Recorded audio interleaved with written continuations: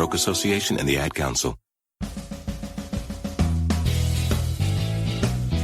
Behind Enemy Lines Radio is all about being right.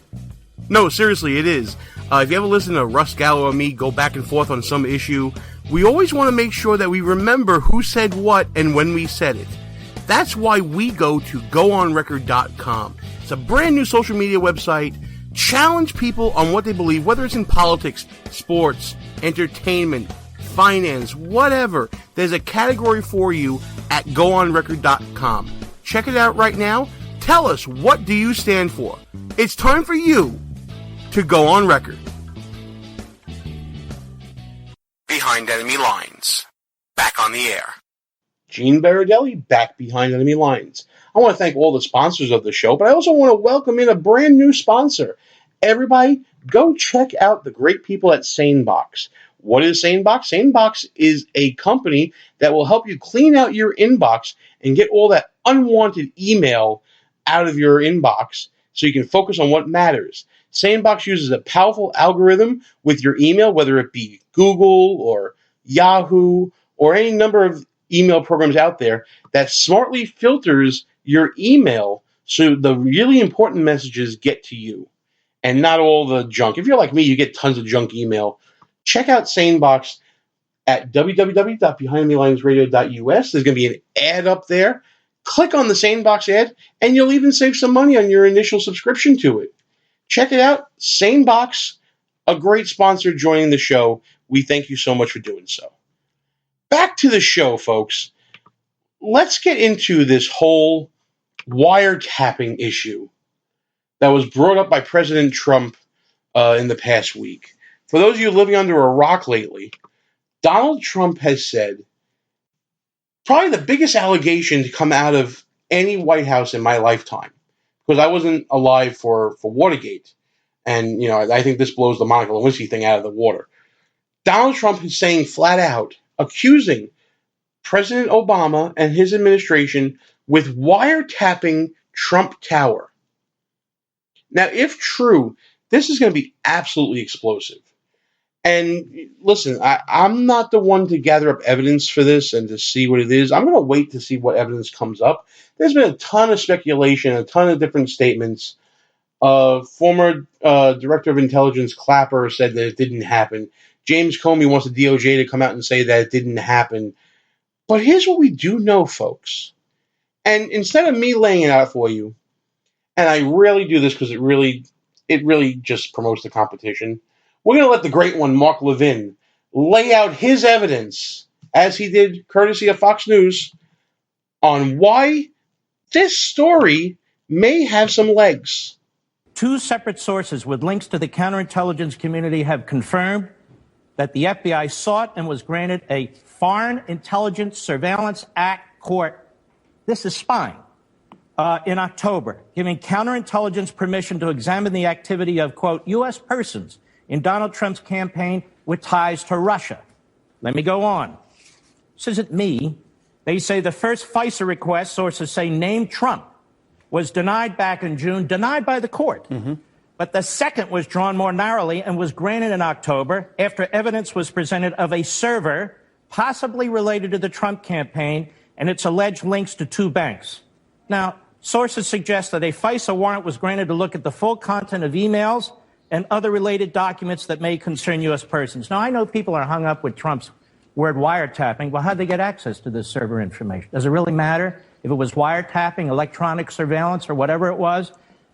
Now, let's stop the tape right here for a second. Let's talk about FISA, what the great one was talking about. FISA warrants are not exactly hard to get, because when you're talking about, intelligence and national security and things of that nature, a court will give the federal government the benefit of the doubt. I hate to get all lawyery on you guys again, but they give the federal government the benefit of the doubt if the warrant that they're seeking has some rationally related connection to the national security of the country and the intelligence that's being sought can be obtained reasonably. And even in some cases, the discretion is quite broad for the court. I mean, since it's been established, there's been over 10,000 of these warrants given to the federal government to perform these intelligence gathering processes and methods and things that they can be able to do to get the permission to do what they do for this.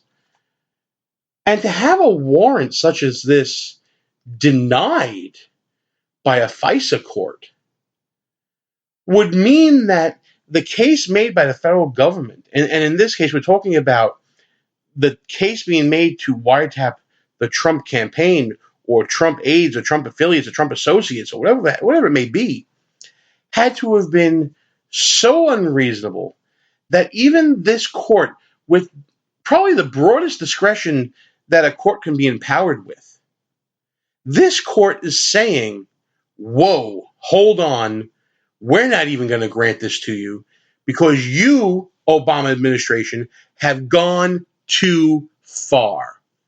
And then eventually they went back and they narrowly tailored it to fit the constraints that the court said that would be reasonable later on in October. This happened. This isn't an issue of whether or not the Obama administration tapped the Trump campaign. Now it becomes a question of whether it was done in the interest of national security and intelligence gathering, or whether it was to spy on an adversarial campaign. But let's continue with the evidence gathering and presentation by Mark Levin. Quote, The Guardian has learned the FBI applied for a warrant from the Foreign Intelligence Surveillance Court over the summer in order to monitor 4 members of the Trump team suspected of irregular contacts with Russian officials. Keep in mind, this is during a presidential election. The sitting president, the incumbent party, is now investigating the presidential candidate of the Republican Party and his campaign to some extent. The FISA court turned down the application asking FBI counterintelligence investigators to narrow its focus. According to one report, the FBI was finally granted a warrant in October. Now again, I stop it. Another interesting point. You may not remember this, but back in the campaign, Hillary Clinton's campaign put out a press release talking about, quote, exposing, well, I'm paraphrasing here, I'm not really quoting, paraphrasing the Clinton campaign, exposing a secret line of communication to Russia right around the same time that these FISA warrants were being issued in October. That, to me, is a hell of a coincidence. Now, some may be able to explain this away, and, I'm sure that people will try to explain this away as, something that was a matter of public record. I don't believe in coincidences, folks. I just don't. To me, this is a big deal. They say that the source was a Slate article in the press release. And the Slate article was about a group of computer scientists believing that Trump's server was communicating with a Russian-based bank. And you heard Mark Levin talk about that in his Fox News interview. But still, I don't think a campaign would run with this without some sort of corroboration, especially when Hillary Clinton probably had that type of access. And also, remember, Slate had this story come out in October as well. I don't know where Slate could have gotten that information from. I mean, they say they got it from these computer scientists, but how do they get put onto the story? Let's continue talking to Mark Levin here, see what he has to say, and see what other evidence he can come up with. Exhibit 3, McClatchy, another well-known right-wing newspaper. Here they have the agencies. Headline, FBI, 5 other agencies, 5 other Obama administration agencies probe possible covert Kremlin aid to Trump. The FBI and 5 other law enforcement intelligence agencies have collaborated for months in an investigation into Russian attempts to influence the November election, including whether money from Kremlin covertly aided presidential-elect Donald Trump. 2 people familiar with the matter said the agencies involved in the inquiry are the FBI, the CIA, the NSA, the Justice Department, the Treasury Department's Financial Crimes Enforcement Network, and representatives of the director of the National Intelligence. Are you telling me Barack Obama didn't know what was going on in 6 agencies? As you hold go on, how are you? And far be it from me to interrupt the great one, the way that Pete Hegseth at Fox and Friends was trying to do. But that's the same director of national intelligence that Clapper that said he had nothing to do with this. It's the same director of the FBI, Comey. He said the Justice Department should deny that this ever happened. I mean, come on, folks. Are we supposed to believe them or our lying eyes? Let's let Mark Levin continue. I need to make the case because the media seems to be confused about their own reporting. New York Times, another well-known liberal outlet, intercepted Russian communications, part of inquiry into Trump associates, January 19. The FBI is leading the investigations, aided by the NSA, the CIA, Treasury Department's Financial Crimes Unit. The investigators have accelerated their efforts in recent weeks, but have found no conclusive evidence of wrongdoing. Listen to this. One official said intelligence reports based on some of the wiretap communications have been provided to the White House. This is the New York Times, another my right-wing exhibit outlet. 4. And we should also point out that on the next day, January 20th, there was a front page headline on the New York Times, the paper of record. Wiretap data used in inquiry of Trump aides. Folks, are we getting the picture here yet? This isn't something that Donald Trump decided to make up. This isn't something that just popped up out of nowhere. This is something that had been going on for some time. And when you look at this, and look, it's clear as day, January 20th, 2017, the front page of the New York Times, an article by Michael Schmidt, Matthew Rosenberg, Adam Goldman, and Matt Apazzo. American law enforcement and intelligence agencies are examining intercepted communications and financial transactions as part of a broad investigation into possible links between Russian officials and associates of President-elect Donald J. Trump, including his former campaign chairman, Paul Manafort. Current and senior American officials said. Wiretapped data, folks. This isn't pie in the sky. This isn't the wild fantasy of an unhinged man who is now president of the United States.